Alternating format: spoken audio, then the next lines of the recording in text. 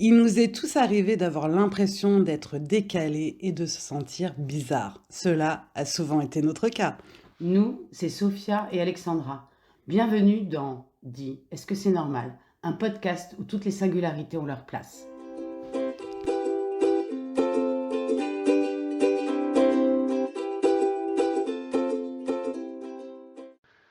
Bonjour, aujourd'hui nous allons tenter de répondre à la question Dis, est-ce que c'est normal de parler du harcèlement scolaire via l'improvisation à l'école? Bonne écoute. Bonjour à tous, aujourd'hui nous tenons à vous présenter ce sujet sur lequel nous avons travaillé. Nous travaillons même depuis 2 ans dans l'école d'Alexandra. Ouais, Alexandra, est-ce que tu peux nous expliquer un petit peu ce que tu as mis en place dans ton école? ce que nous avons mis en place au final. Oui, En fait, on a décidé de relier via un projet nos deux métiers. Donc, moi, enseignante en classe et Sophia, enseignante en improvisation. Et puis, on est très touchés toutes les deux par le sujet du harcèlement de manière générale et du harcèlement scolaire.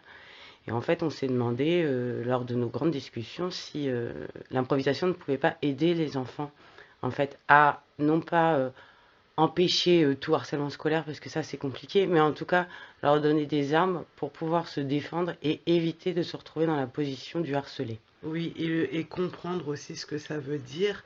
Donc nous avons monté ce projet l'année dernière qui s'appelle Et si les enfants étaient acteurs de la solution? Et voilà, donc ça se met en place tout doucement. D'abord, c'était assez théorique, on en a parlé, on a essayé de voir comment on le mettait en place.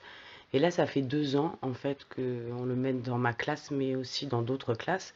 Et on réajuste, justement, on apprend toujours par nos essais et nos erreurs. Et on commence à avoir quelque chose qui est quand même pas mal et qui tient bien la route, quoi. Ouais, on a des bons résultats. En gros, pour vous expliquer un petit peu le déroulé, moi je viens d'abord dans les classes pour initier à l'improvisation, pour créer un petit peu ce monde imaginaire où on a le droit d'être qui on veut, puisque après, lorsque nous allons aborder le harcèlement scolaire, je travaille sur le jeu des 3 figures et il faut que les enfants se mettent aussi dans la peau du harceleur, mais sans, voilà, et du harcelé, mais sans vraiment être touchés intimement. Et c'est des petits, donc c'est bien de leur apprendre d'abord c'est quoi les bases de l'improvisation, de la création de personnages et de faire semblant. Exactement, parce qu'en fait, je me suis dit, en voyant les élèves, que souvent, les élèves qui se retrouvaient dans une position harcelée, c'était des enfants qui manquaient de confiance en eux et qui devenaient du coup une cible fragile, en fait, pour ces autres qui harcèlent, qui parfois ne le savent pas quand ils sont petits, en fait, parce que ça aussi, c'est important. Et vu tout ce que j'ai appris au niveau du théâtre, je me suis dit, bah, si on peut apprendre à jouer le fait de ne pas avoir peur, même si au fond de soi, le trouillomètre est à zéro, et ben peut-être que ça peut décourager la personne qui est en face, en fait. Mm. Et avoir les signes physiques, les attitudes, les réponses adéquates pour ne pas se retrouver en position de harceler, ben, je pense qu'on peut l'apprendre avec l'improvisation. Exactement, et à savoir que entre mes séances basiques d'improvisation et mes séances vraiment tournées sur le harcèlement scolaire, en classe, toi et tes collègues, vous sensibilisez déjà beaucoup au harcèlement scolaire, vous en parlez beaucoup. Donc quand j'arrive, on va dire qu'ils savent déjà de quoi on parle et la mise en pratique est beaucoup plus facile. Ouais, exactement. En fait, les deux premières séances d'improvisation, c'est comme disait Sophia, pour apprendre ça. Puis voilà, il y a la majorité des enfants n'ont jamais fait ni théâtre ni d'improvisation. Donc pour leur apprendre comment ça marche, leur apprendre justement à se mettre dans la peau de quelqu'un d'autre. Ensuite, on revient en classe pendant plusieurs mois, on travaille sur le harcèlement, qu'est-ce que c'est, euh, quels sont leurs prérequis, leurs connaissances par rapport à ça, qui ne sont pas toujours justes. Alors il se trouve que comme ça fait quand même 2, 3 ans que dans mon école, on travaille beaucoup sur le harcèlement, maintenant les enfants ont une vision assez juste en fait de ce que c'est.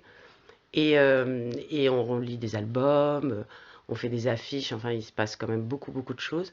Ce qui fait qu'effectivement quand Sophia revient, il y a les bases de départ de l'improvisation qui sont là, il y a exactement quelle est la notion de harcèlement, et du coup on peut relier les deux pour des séances d'improvisation liées à ça.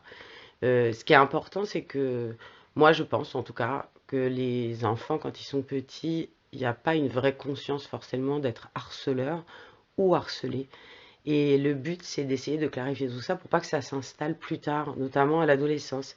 Et c'est déjà arrivé que des enfants comprennent qu'ils avaient été harceleurs et finalement, ben, ils arrêtent parce qu'ils ne se rendaient pas compte que c'était ça. Alors l'exemple typique, c'est le petit surnom qui fait rigoler, où en fait, même le surnom peut être gentil dans Mm. le mot. Et du coup, l'enfant n'a pas du tout conscience qu'il est en train d'harceler l'autre, qui, lui, n'aime pas ce surnom.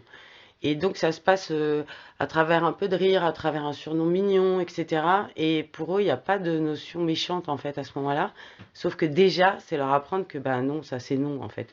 Ce qui fait rire l'un, si ça fait pas rire l'autre, et que c'est redondant, et que ça revient, et que, bah, voilà, ça devient du harcèlement, quoi. Oui, voilà, en gros, on leur explique si ta blague ne fait pas rire et que tu la répètes incessamment et que la personne est toujours blessée, c'est pas à toi de juger de savoir si elle a de l'humour ou pas, c'est que là, tu es en train de la pousser à bout, en tout cas de la toucher émotionnellement.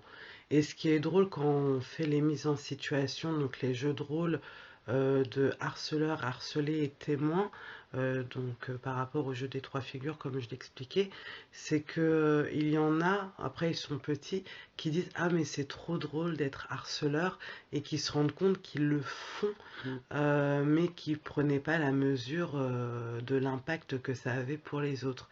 Et il y en a dans les classes qui disent en majorité qu'ils ont déjà été harcelés. Donc harcelés, voilà, ils ont bien compris que c'était la répétition, quelque chose qui les faisait souffrir. Donc c'est très émotionnel.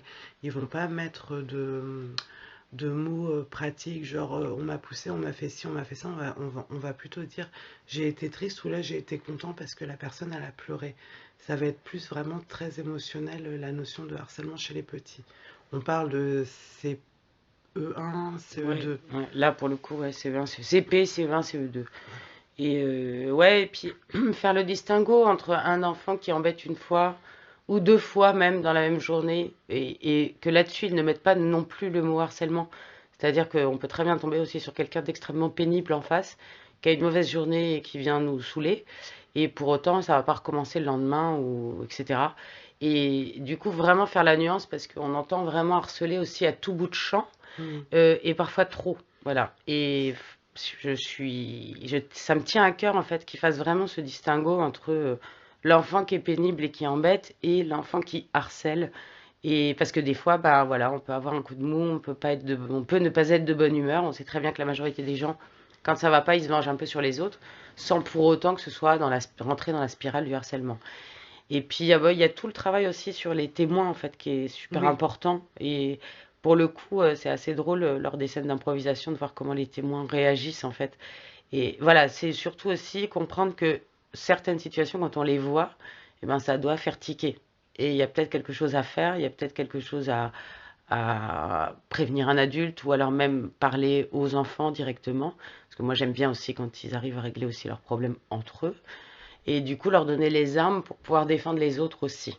oui, c'est une sorte d'impro-forum, c'est-à-dire qu'en voyant les situations, voilà, un petit peu jouer avec, voilà, il y a la maîtresse, il y a la prof d'impro et tout, ça leur permet quand même d'avoir des prises de conscience. Et toi, je sais que tu travailles aussi beaucoup sur les messages clairs, Mm. donc savoir aussi ce qui est forme de harcèlement, si le message est bien passé et bien énoncé. Donc, est-ce que tu peux nous expliquer ce que c'est que le message clair, ce que tu leur invites à faire pour énoncer ce type de message, pour faire la différence avec maîtresse, maîtresse, je suis harcelée. Oui, ben on a mis ça, ça fait quelque temps quand même dans notre école. Donc le message clair, le but c'est que les enfants arrivent à régler une grosse partie des problèmes eux-mêmes sans passer par l'adulte.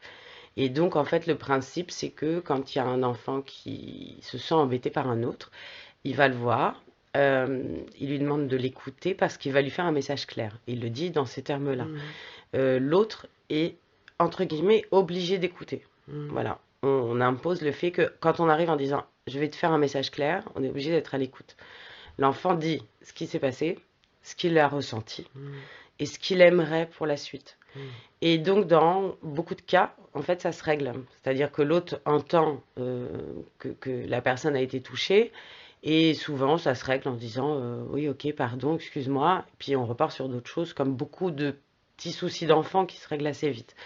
Alors qu'avant, ils venaient nous voir parce qu'un enfant lui avait chippé la balle et qu'il n'était pas content. Et nous, on arrivait, on allait voir les enfants, patati patata. Ça, ils arrivent maintenant à le régler entre eux. Et après, ils ont comme consigne que si l'autre ne veut pas rester pour l'écouter ou n'entend pas le message clair, ils peuvent venir voir un adulte qui, à Hmm. ce moment-là, devient un peu médiateur de ce message. C'est-à-dire que la première position, c'est de se placer en tant qu'adulte et de réécouter le message clair et de voir ce qui ne va pas à ce moment-là.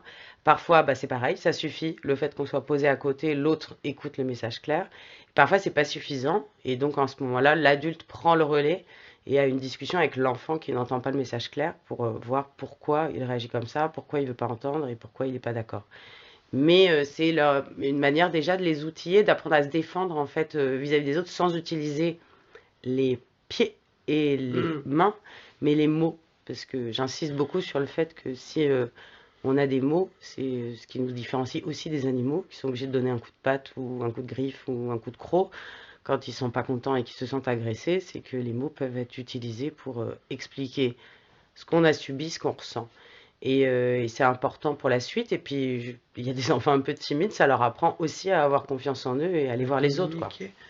Et ce qu'on a vu en dehors de ça, c'est-à-dire la position de témoin en cas de harcèlement scolaire, la majorité des enfants ont dit, voilà, si je suis harcelé, qu'est-ce que je fais? Il y en a beaucoup qui n'ont pas pensé au message clair et qui ont dit, on se venge.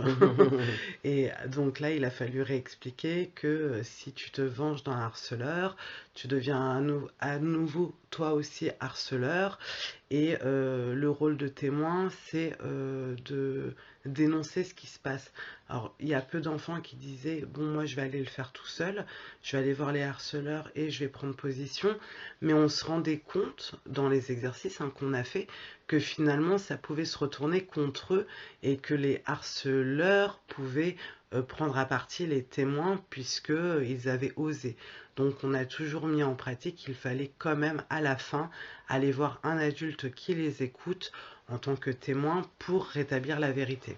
Oui, puis ce qui se fait de plus en plus dans les établissements, c'est d'avoir ce qu'on appelle une cellule harcèlement, où en fait il y a des adultes qui sont nommés comme adultes référents et que les enfants peuvent venir voir en aparté pour discuter de situations dans lesquelles ils se sentent pris, qu'on voit avec eux déjà si c'est du harcèlement, si ça l'est pas, mais déjà les écouter Mmh. la première chose, et pas forcément leur maître ou leur maîtresse en fait, parce que comme ça se passe en classe, où ils peuvent ne pas s'entendre bien avec leur maître ou leur maîtresse, de pouvoir aller voir un autre adulte de l'école pour expliquer. Et réexpliquer aussi que quand on a quelque chose à dire sur d'autres enfants, on le fait en aparté, justement, on le fait pas devant toute la classe, parce qu'on a parlé de ça aussi, justement des Mmh. représailles, de tout ça, et qu'effectivement, quand il y avait quelque chose qui était dit devant tout le monde, ça pouvait être répété, déformé, et que finalement ça nous revienne en pleine figure, et puis des fois les enfants se trompent, c'est-à-dire que Mmh. ils disent que l'autre harcèle et donc l'autre le prend mal parce qu'effectivement ce n'est pas du harcèlement Mmh. et du coup il se sent mal d'être harceleur. Enfin, il y a plein de choses pour moi, à l'école en tout cas, à éclaircir pour eux dans leur esprit pour qu'il n'y ait plus de doute en fait quand la situation arrive et que même s'ils commencent à se faire harceler, que ça tique tout de suite dans leur tête. Tiens, ça ressemble quand même à ce qu'on m'a dit quand j'étais petit en fait, Mmh. au harcèlement. Donc je peux utiliser les outils qu'on m'a donnés, mais en tout cas, il faut vraiment que je prévienne quelqu'un, il ne Mmh. faut pas que je me retrouve seule dans cette situation. Et je trouve quand même que c'était très moderne. Moi, étant une élève des années 80, j'ai été harcelée plusieurs fois, j'ai été poussée dans les escaliers devant des adultes. Personne n'a jamais pris position, on m'a expliqué ce que c'était. Donc je trouve que c'est très bien. Je ne sais pas si vous êtes la seule école qui fait ça, mais en tout cas, je trouve que c'est très bien de leur apporter ça dès l'enfance, quoi. Parce que les CP comprennent un petit peu moins, mais ils ont déjà ce vocabulaire en tête. Et ça, c'est juste exceptionnel pour en faire peut-être, en tout cas, des adultes conscients du mal qu'ils peuvent faire, ou des adultes bienveillants et qui vont essayer de ne pas reproduire des schémas toxiques. Mm. Donc, Ouais. modernité, 2025, je ne sais pas, Ouh. ou bon, bon professeur, bonne maîtresse, bon maître qui s'intéresse à ces sujets pour de vrai, quoi. Ouais, et puis pas en faire un truc tabou, en fait. Mm. C'est-à-dire que dès tout petit, il y a plein de choses, il faut savoir ce que c'est. Pour autant, on n'est pas obligé, évidemment, on adapte tout en fonction de l'âge des enfants, ce qui se passe. Nous, avec les CE2, on a commencé à parler un tout petit peu de ce qu'il peut y avoir comme harcèlement numérique, mais en même Mm. temps, ils n'ont pas encore de téléphone et tout ça. Mais je trouve ça bien qu'ils soient prévenus de ce qui peut exister autre que de se retrouver dans un coin d'une cour et avec des enfants qui nous embêtent. Et, euh, et voilà, puis après, je pense à certains de mes élèves qui sont hyper empathiques et qui du coup vont penser que quand il y a quelqu'un qui les embête, c'est quelqu'un qui est malheureux. Mais oui, ça c'est trop Mais mignon. oui, et que du coup, il faut faire plus attention à lui. Et en fait, non, c'est-à-dire qu'il faut aussi apprendre, même quand on est hyper empathique, à se prendre soin de soi. Mm. Et à un moment, c'est aussi rendre service à la personne qui harcèle que eh ben, ça soit pris en charge très vite pour Mm. que cette personne, effectivement, quand on a besoin de harceler quelqu'un, c'est qu'on n'est pas forcément hyper heureux et hyper épanoui dans sa vie. Et du coup, que cette personne-là puisse se faire aider, parce que ce qui est très important, c'est que, évidemment, on parle au harcelé, mais on parle au harceleur, parce que le but, c'est qu'il comprenne pourquoi il ne doit pas faire ça, pour ne pas recommencer. C'est Mm. pas un enfant qui est puni, montré du doigt et Mm. jeté aux oubliettes ou dans les douves du château parce que Ouais. il a été Mm. méchant en fait. C'est-à-dire que nous, notre but, c'est qu'il ne le refasse pas. Et ça passe par une discussion avec lui aussi. Est-ce que ça fait partie du programme de l'éducation nationale ou c'est votre école spécifiquement qui en parle? Bah, en fait, j'ai été mis en avant quand même avec le programme phare à l'école, mais c'est vrai qu'après, l'idée c'est vraiment d'en parler, d'éviter qu'il y ait vraiment des problèmes après à l'adolescence au niveau du collège. Après, les adaptations, elles sont propres à l'école. Mm. Donc, nous, comme on en avait discuté, il y a pas le programme phare, c'est vraiment l'idée de prendre les enfants en charge, de discuter avec eux. Il n'y a pas de dire, tiens, faites de l'improvisation avec. D'accord. Il n'y a pas tout ça. Après, les modalités, en fait, elles sont propres à nous. Moi, je pense que c'est un vrai plus. Et du coup, on a eu envie de tester. Et effectivement, je pense que c'est un vrai, vrai plus. Sans compter que ça fait énormément de bien à tous les enfants de faire un peu d'improvisation tout court, en Oui, fait. oui, généralement ils ont passé le meilleur jour de leur vie. On a des très bons retours, à part Ouais. certains qui sont trouvés harceleurs et qui ont décidé qu'ils détestaient ça. Mhm. Mais on comprend pourquoi. Et oui, et puis des enfants aussi qui sont touchés quand ils jouent le rôle de harcelé parce que ça leur rappelle quelque chose ou ça fait écho à quelque chose qu'ils n'avaient pas bien compris. Et en effet, ce petit groupe d'enfants empathiques qui dit mais la personne qui fait du mal souffre elle-même. Et c'est trop mignon parce que tu te rends compte qu'ils sont totalement dans l'émotion Mm. et que ça va devenir des adultes exceptionnels s'ils ont vraiment toutes les clés en main, quoi. Puis après, je pense qu'il y a aussi, ce qui est important, c'est le relationnel enseignant-parent. C'est-à-dire que quand vous travaillez sur le harcèlement à l'école, mettez un mail à vos parents, discutez-en aussi aux parents, parce que comme ça, ils peuvent en discuter avec leurs enfants, parce qu'il y a beaucoup d'enfants qui ne racontent pas ce qu'ils font à l'école. Et le fait que vous les préveniez, que vous travaillez là-dessus, ça peut aussi lancer une discussion à la maison et justement lancer déjà cette discussion. Ou si par hasard, quelques années après, les enfants sont touchés, ben, ils auront déjà commencé cette discussion avec leurs parents et ça sera plus simple aussi pour aller en parler. Parce qu'on rappelle quand même que souvent l'enfant harcelé a honte d'en parler parce qu'il a peur et qu'il Mhm. est honteux d'avoir peur et que parfois il se dit qu'il aurait pu faire quelque chose et comme il l'a pas fait, eh ben voilà. Que la confiance en soi, évidemment, un enfant qui a confiance en lui, il y a peu de chances qu'il se fasse harceler par d'autres, puisque le harceleur va repérer ses victimes, il faut que ça marche, donc il faut que ça prenne, donc il faut que ce soit un enfant qu'il peut, entre guillemets, terroriser, parce que sinon, il ne va pas pouvoir continuer son harcèlement. Donc lancer toutes ces discussions avec les parents, en parents-enfants, c'est aussi hyper important, parce que quand ça arrive, ben voilà, le sujet a déjà été abordé, et du coup, c'est simple et naturel pour les enfants. Oui, vous avez totalement impliqué les parents hein, Oui, dans ce projet-là en faisant quoi exactement? bah, moi, je les ai tenus au courant, et en plus, évidemment, le projet tel qu'il est mis en place, il a un coût. Donc, on a fait des ventes de gâteaux, en fait, en expliquant vraiment aux parents que ça servirait à payer les cours d'improvisation dans le cadre de ce projet-là. Donc, les parents se sont investis aussi quelque part de leur côté pour pouvoir financer le projet. Et puis moi, je les tiens au courant, évidemment, de tout ce qui s'est passé pour que ceux qui veulent lancer la discussion avec leurs enfants, en fait, puissent la lancer, Et parce que pour moi, c'est hyper important, le triangle parent, enfant, enseignant est très important dans ces situations-là. Et puis si ça vous intéresse, sur le site evenice.fr, dans l'onglet projet, vous avez toutes les informations sur ce projet. Vous pouvez télécharger également un livre blanc du programme de l'éducation nationale et de ce que nous on a mis en place, et faire un don aussi si vous voulez aider des écoles qui n'ont peut-être pas les moyens à pouvoir profiter de ce programme, n'hésitez pas.